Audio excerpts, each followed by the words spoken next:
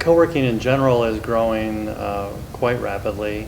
The number of locations that are opening continues to be around 20% year-over-year growth in the United States. Now, that growth is being supported by demand from corporate occupiers or tenants who are looking for more flexible ways of working than a traditional long-term lease.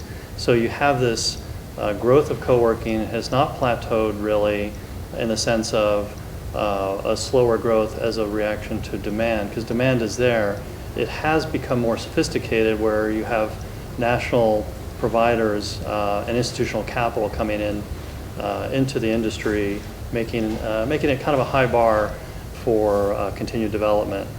Our prices are set to the market, and generally an agreement is about a year long. We have done agreements as long as 2 years. Usually the flexibility component is the most valuable aspect, and once someone gets into 3 and 4 years, that need for flexibility may not be as prominent, and therefore they may end up being better off with a traditional lease. The larger the number of people, the more certainty they have that they're going to need that large amount of space, the more it makes sense to do a traditional lease. For us, the United States is such a large economy, and there's plenty of opportunity. We see growing in secondary markets and suburbs throughout the U.S. to reach 200 or 300 locations over time. That's been the goal. That's what we've been achieving towards. We will expand to Canada. UK is within sight. Those are relatively straightforward markets for us to enter into.